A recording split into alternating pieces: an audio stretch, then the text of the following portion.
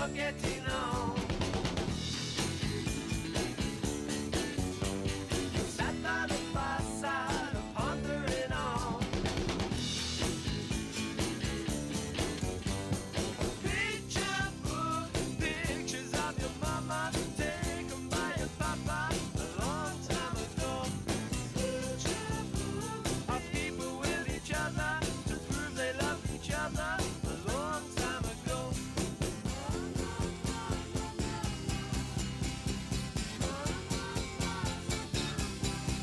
Picture book, picture book. Fast and Firm on this Wednesday, January the 16th, here at beautiful Gulfstream Park. Jason Blue and Acacia Courtney. Good to have you with us, everybody, as the countdown of Pegasus World Cup Day continues a week and a half out. Oh, absolutely. You can just feel the buzz here. We've seen horses starting to ship in, including Aerolith from Japan, who arrived very early this morning, I believe, for the Pegasus World Cup turf. So excitement starting to build. Just the next week and a half is going to be jam-packed, but we'll certainly keep you up to date with everything. Oh, you've got it on the right channel for sure. The best seat in the house and a front row ticket to all things Gulfstream Park and Pegasus World Cup. And do keep in mind, we'll have a lot of racing over the next 2 weeks here, including a live Monday card here. It is Martin Luther King Day, so we will celebrate with an 11-race card, and hope you can join us throughout the next 6 days with the live racing. It all begins, though, a little after 12:35 today as we start the first of 10 on a fast and firm, clear, and somewhat cool, maybe not as cool as the Northeast. A lot of our compatriots up in the Big Apple and Connecticut and all that stuff. But for Florida standards, it's a chilly day, but the horses should like it, and there's a lot to look forward to, including 4 3-year-old fillies in a field of 6, in fact, with the What's on Tap, who are coming out of last out victories, which is pretty awesome. My favorite nugget today, though, is the battle between Hap Brothers in race 7. Yeah, that is pretty fun for sure. Hollywood story indeed. I like the little comment there. So looking forward to the 7th race today. And we were talking about Mott's Golden Award. That horse won her last 2. She looks very exciting and very interesting. Of course, Bill Mott with Yoshida in the Pegasus turf. So it could be a big couple of weeks ahead for that barn as well. And 8 wins already at the meet. Bill Mott batting just under 30%. And yeah, we were talking in the office this morning. Golden Award, we feel, though, is the box office star in today's card. She's got to go out there and do it, and she's likely got a horse who relishes dry going and tweeting. But ultimately, I feel as though, and I think you agree, she'll be favored in that race. She should be favored, and she could be a graded stakes quality filly in the near future. But let's move on to, in addition to the What's on Tap, we've got a couple of key carryovers, including the fact, Acacia, back on Sunday, we eclipsed the 6-figure mark in the Jackpot Rainbow Six. We did indeed. $123,000 plus starts in race 5 on this 10-race card. And don't forget about the Super High 5. Any race with 7 or more runners. It starts in the first today. Nice little chunk of change there, 5,000 plus. Yeah, almost 6,000 in that Super High 5. And a race that is very much, at least towards the upper echelon or the shorter price contenders. When you look at it from that direction, it's a race that has a couple of key and shorter price drop downs in the mix, including one for Wesley Ward. And I'm just wondering, because the drop downs and layoffs make it a fairly tricky puzzle, I'm wondering who you've got here in the early pick 5. It does. Well, that's the perfect segue into my short comment for the opener, that drop downs really do seem to reign supreme in here. We see a lot of horses taking a drop in class, or as you mentioned, coming off layoffs like No Fly Zone, like Scribe. It could be a very interesting race. We had a lot of scratches, a couple of scratches in an already shorter field in race number 2. Race number 3, my biggest question here is, where is the pace going to come from? Will it be Blue Atlas? Will it be Marvelous Kitten, who's shown a little bit of speed? I'm hoping that Bogulator, first off the claim and an outside post for Marcus Vitale, just gets a chance to control the pace there. I'm just going to go ahead and stand alone with Just Ain't Right. I think she meets the right spot to face winners for the first time. It's a smaller field. She was actually pretty good price, but a very good field to break her maiden first time out with Queen of Bees coming back to win. So I'll stand alone with her for Todd Pletcher at my long shot in race number 5. So I'm using 3 horses in there. I like a bit of a price with Global Entry. With Irad Ortiz up, not sure what kind of price we'll get as he always takes some money, but hopefully we'll get a little bit of value there for a $27 play. And the 3 riders you have in the cash out leg, you have Irad, you've got Luis Saez, and you've got Johnny V. I feel pretty good about that. You should feel. You're in very good company there. If you make it up to race number 5, which I hope you do for 27 bucks, you're in a good spot. And with Johnny V's horse for Bill Mott, you don't hear a reclaimed drop down for Bill Mott too often, and that is obviously the real sort of grabbing point, or at least talking point, of McKagan. Absolutely. I noticed that as well. I think not only do you see Bill Mott reclaim a horse, but not often do you see Bill Mott claim a horse at all. So very intriguing there, and that horse took a lot of money last time out, but we'll see what we get from him today. Absolutely. In that first race, concerning the first and the biggest drop down in the horse that should go favored, who also looking at the potential not so good side or non-positive side, this looks like a give up on the 4 Scribe. The good Scribe, these horses won't, the competition won't know which way he went today. Right. But the good Scribe was in action some 10 months ago, running in what was a monstrous, at the time, special weight won by American Guru. Just absolutely unbelievable. I mean, you look at just from there, a couple of next out winners. I mean, American Guru came back to win an allowance with a 103 buyer next time out. So just the company that he was facing, debuted for the tag for 50, stepped up to special weight, 2 good seconds for Wesley Ward. Comes back now at 25 after that big layoff. So we'll see what we get from him. Both Jason and I preferring no fly zone. Jorge Duarte has done very well with a smaller number of starters this meet. Yeah, this meet, and he's just recently having gone out on his own, and here's a little stat here. Every one of Jorge's runners this meet at Gulfstream, because he's 3 for 7, and he's been in the money 4 with those 7 starters, or 4 of the 7 starters. Every one of those horses has been a trainer change off his boss, his former boss anyway, now in Goldberg. And it does seem like a number of these horses have really stepped up and improved. I'm not sure if it's just the change in scenery, the change in climate, because many of those horses were shipping south from Fairhill and having run throughout the summer and the fall in the Northeast. But things are going well these days for Jorge Duarte Jr., and I'm assuming you also noted this horse will likely be the biggest price out of the 3 major players. Oh, absolutely. You have the blinkers coming on, and hasn't really done quite that much running so far, but I think we're both looking at just the overall success of the barn. The drop looks warranted for sure. The number 2, Chasin DeMoney, is taking the drop to run for the tag for the first time, and I think that's the key that he probably holds. He's got a lot of speed as well under Luis Saez, but it looks like there's a couple others in here that will be forwardly placed as well, including Chuck Stream, yet another layoff drop-down runner. Right, but it really all hinges upon what Scribe does. We get close to what he's capable of. Absolutely. It's probably not going to be much of a first race, and he'll win at a relatively short price. But again, the question marks, and there are many, are obvious as well. Field of 4 in race number 2. We come up on the opening dirt race today, and another quick one here at 5.5 furlongs. Older filly mare, 2 lifetime claimers. We lost a couple of the bigger priced horses, and that may change things around in terms of tactics and dynamics. Our Kiss 'em Goodbyes, favored on the morning line. Don't know how short this horse is going to be, but let's just briefly discuss her because she's got that one good race, but it was a good race so long ago. Yes, it was November of 2017 and at Gulfstream Park West, and that it's been a while. This horse comes back for a barn that has been cold this meet, and I think that's just that's just the numbers for sure. Coming off of the layoff, has been working very well, so maybe we're going to get to see this filly who was so good first time out take nothing away from her.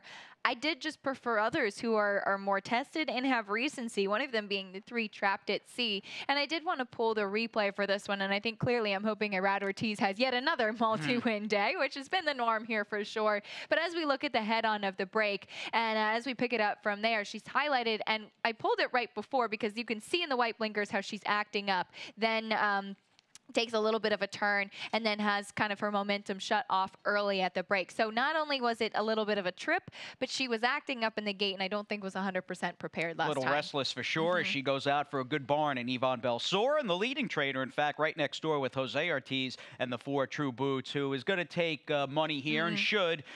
She's not really a winning type, and that was the dilemma I ran into with both True Boots and the 5 Nocturnal Mission for Brendan Walsh, who, judging from the early doubles, they might be first and second choice. We'll see how they bet the race. But in the case of True Boots, she's got a good stat. Needless to say, a very potent stat in her corner this afternoon for Jorge Navarro, and that's just second off the claim, allowance to claiming. He is, what, 39%? Wow. So nearly winning with 1 out of every 2. And he's beaten the takeout to boot at $1.98 in the ROI column. Things to like there with the 4 True Boots there for Jorge Navarro. Let's move on to race 3. We'll get on to this turf race, Older Fillies and Mares, our opening race today, going a route of ground as we have this 2-turn mile. These are 3 lifetime claimers. This, in a way, and it's not to say some of the other races are layups, this race gave me absolute fits for a number of different reasons. Oh, absolutely. And I think you could even tell just looking at our picks. And I think we might have had the same thinking, but landed on different horses. And like, where is the pace going to come from? How is this race going to play out?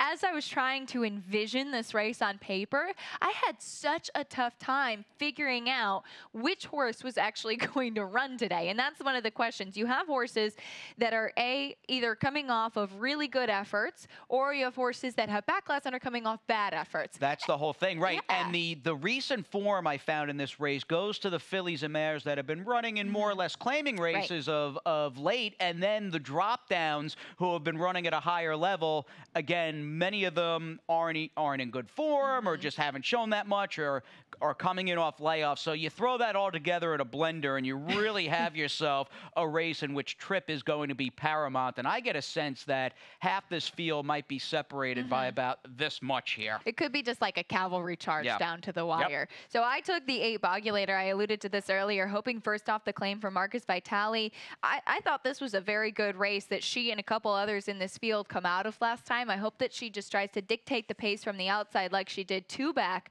and that could really be the benefit to her. And one of those drop downs and layoff horses, about 6 months, give or take, is the 5 Marvelous Kitten, who's a little bit infamous here at Gulfstream Park, but she was running against better for Armando de la Cerda. I'm going to take her on top in a real scramble. I think our only real agreement towards the top of our respective supers, it's that the Pletcher filly Blue Atlas was a big price last time and is obviously a threat coming back. She's been very consistent when has Javier Castellano in the saddle once again, and she's just kind of been right there in her last couple of starts. And speaking of Todd, he may have the favorite. It'll be close, I think, in this upcoming 4th race as we go back to the main and bring on these 3-year-old fillies in this high-priced optional claimer. Todd with the number 2, Just Ain't Right. The 5, Corey Gal. You talk about that old saying, get while the getting's good. This will be her 4th race of the meet, which is pretty remarkable for Larry Bates. Let's begin, though, with Just Ain't Right, who going back and watching her replay, the running line is a little misleading. Not that it's incorrect. It just looks like perhaps she was just out in the clear the entire race where she had a chase inside. I thought she ran really well with the hand she was presenting. She absolutely did. And as we backtrack to that race, she is the number 3. We're going to pick it up at the quarter pole. And she starts coming around here. She's dueling. She comes up outside to duel with the 5, St. Moon. And then she starts to, as Jason mentioned, kind of drift outside and get in the clear, come away. Now, but keep your eyes on the number 4, who's Queen of Bees, who comes running late at her. So she is going to be a little bit more in the center of the track, but she tackles the foe that she comes up outside and then holds off the foe that she has inside. So I thought that was impressive from her. Queen of Bees, obviously, we talked about her before, came back with a monster effort to win next time out. But I saw Just Ain't Right Paddock School the other day, and she just handled herself really professionally. I thought that she really had improved mentally from what I had seen from her in her first race, and given the maturity she showed on the track in the first race, I thought she could only improve. Couple of different moves. I'm right with you. However, if the 5 Corey Gal wins, that was a big race. She may end the Blewett Gulfstream Wintertime horse of the meet today. I don't care if a horse goes on and wins the Holy Bull Fountain of Youth and Florida Derby. Doesn't matter. If she runs for the 4th time this meet alone since December 6th and beats a field while she's ascending in class, you got to take your hat off to her. I just feel as though this is a tougher field, mainly because of Todd's filly, who's going to improve. Absolutely. And like I said, I think that Todd's filly faced a better field in her debut than what Corey Gal beat last time out, but take nothing away from her. She's got a ton of speed, too, and that was a monster effort from her last time. Are you thinking, and I know we got to get onto the break and the Rainbow Six and all that stuff, are you thinking Joe Sweetness just didn't like GPW? I am, and I'm thinking that coming out of stakes competition, too, this is the horse that they've tried a couple of different things with, going a distance of ground and in the juvenile filly sprint last time at Gulfstream West. Those two races I think you can kind of throw out because her two Gulfstream races in the summer were solid, and Jose Ortiz is up. All right, we've got Erad, Johnny V, Luis Saez, and a cast of top riders in the fifth after this quick timeout.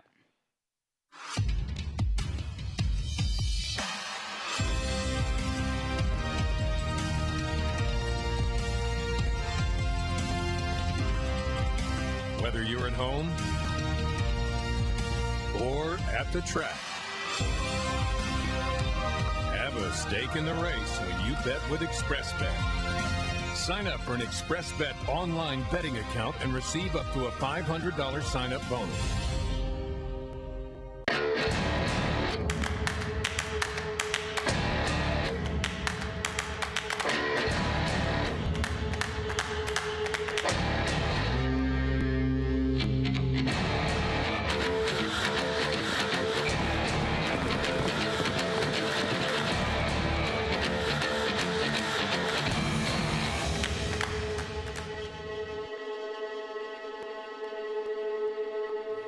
All right, get those pens out. It's time to scribble away here on the PPs as we come back. Welcome you back, in fact, to this live Wednesday edition of Gulfstream Today. And maybe Scribe really is the hunchback in the first race. Could be, could be. We have got the notes on the paper. What are we doing in the Rainbow Six? All right, we'll show you my ticket today. I'm going to stand alone in the last with Trump's Kitten for Mike Maker. I think that's probably the horse to beat. Now, race number 5 is also the cash out of the early pick 5. I'm using the same 3 horses. Again, have the long shot. You've got the reclaim horse in McKagan, going 2 deep in the 6th, 3 in the 7th. And Jason and I were talking about this in the commercial. Race 8 is a very salty field, a tricky race. Oh, yeah. We have a replay to show of Italian Summer a little bit later on, who had a trouble trip last time, but a very, very good field assembled for the $50,000 tag. I'm going to use just 2 horses in race number 9. And then in the 10th, again, standing alone with that Kitten's Joy colt getting onto the turf to 28.80. And I just, for giggles, had to look because you're single and I only use 2 horses in my league pick 5 in the 10th. The Maker horse who you singled and the Pletcher Firster by Lemon Drop Kid, who they paid a lot for and is debuting at a lower level maiden claimer. I just had to take a look with Trumpy's Kitten having raced only once, right around Thanksgiving up at Woodbine, had to see what the temperature, the real field temperature as we speak currently, is in the suburbs of Toronto. It was 30 degrees, a little warmer than I expected, but the real feel was about 10 degrees. I'm sure so, with the wind, yeah. Yeah, no doubt. That'll So a chillier day, chillier January 16th up north of us in Toronto. But let's talk about this field Acacia that starts today's Jackpot Rainbow Six. We're up and over 100K in the kitty, the carryover kitty, and we've got a field that includes, I think, first and foremost, a newly turned 8-year-old who's just won for his last 13, but has the back class to bury this field in McKagan. He absolutely does, and what a cool horse he is. And we mentioned it already, reclaimed by Belmont. He went off as the favorite last time. I'm sure the public seeing that fact, first time back in that mop barn after a couple of starts for Michelle Nevin. He had the outside post last time, and he was, I think, totally out of his running style. He likes to be more forwardly placed. I saw this race as having a lot of speed signed on, and so that's why I tried to look for a closer, and that's where my price play of the day is going to come in with Global Entry.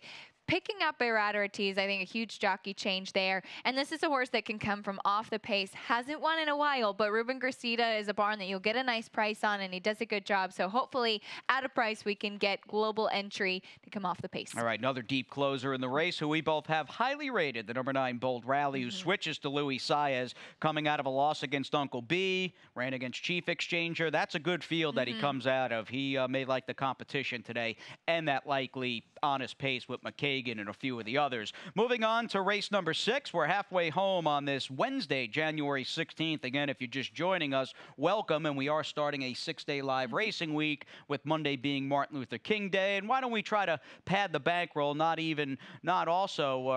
also taking down this late pick 5. I've got a $27 play, Singling Golden Award. I might be way off base, but boy, I thought she'd be a big favorite or clear favorite in that one. She's got to knock heads with Tweeting, who was going to appreciate getting back on a dry track for Jorge Navarro.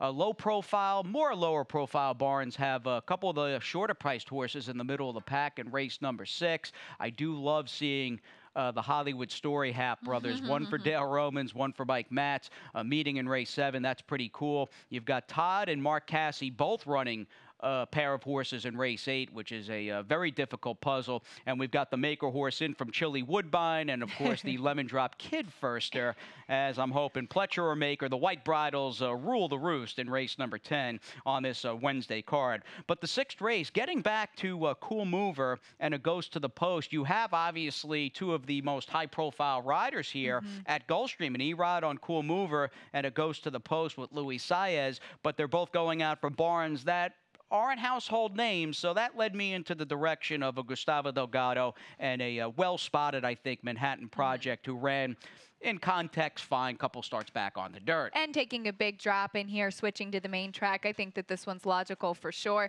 I took a Ghost to the Post. Marat Sankal actually had more horses a couple of years ago down here and did well. So this horse, I like that had a race already with this barn here at Gulfstream, and that Luis Saez rode him last time in stays. And Jesus Lander, the trainer of the 6 Cool Mover off a trainer change, has only saddled 9 starters over the last 5 years. 8 of those 9 were right here at Gulfstream. So at least there is a familiarity. I had a cup of coffee right before we came on the air.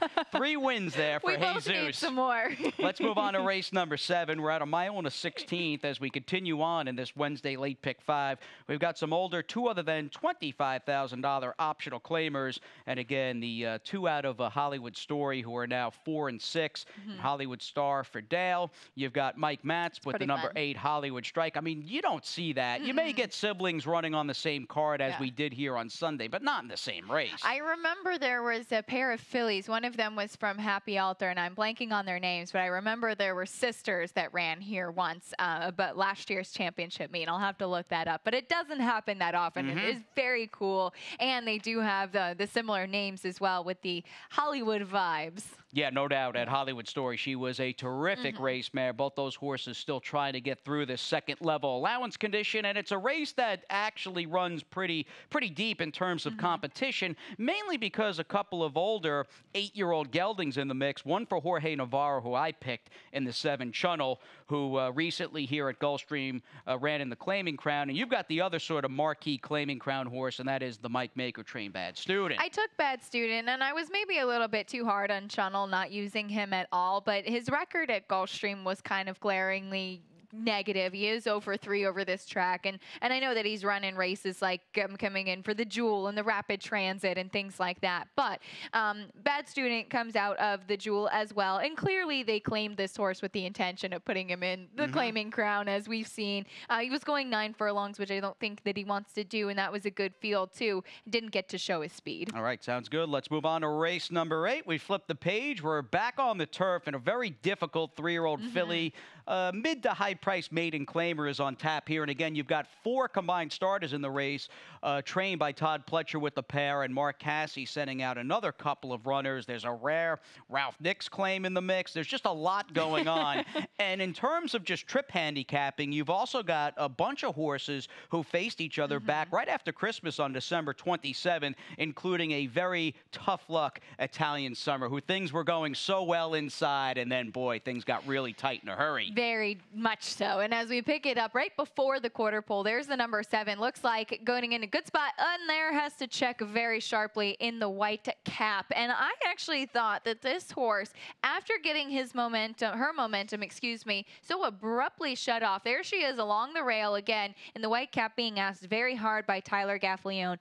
I actually thought that she finished up okay, given the fact that horses were closing outside in this race, that she had that trouble. She was only beaten 3 lengths, and it was her first time for the tag. She was the favorite last time. She's not going to be the favorite today. You'll get a price, which is great. And I think that race, as well as the race on December 12th that the likes of Folly comes out of, those are like the key trouble trip races. Folly, Tyler bumped and lost his irons in that race and just had a nightmare trip as well. So there's a lot happening in here. Indeed there is, including it just seems like a well-spotted and certainly well-intentioned Todd Pletcher's second time starting drop down in the 5 Stephanie on Fleek. I'm not trying to reinvent the wheel here, but with Johnny riding, this horse is just going, for lack of a better phrase, seems pretty live to me in this spot. Certainly does. It was also a good turf that day too, and she was a big price for a Todd Pletcher firster. I know it was on the turf, but we'll see what we get from her today. Looks like the drop is warranted. All right, so a third of the field there going out for Mr. Todd, the other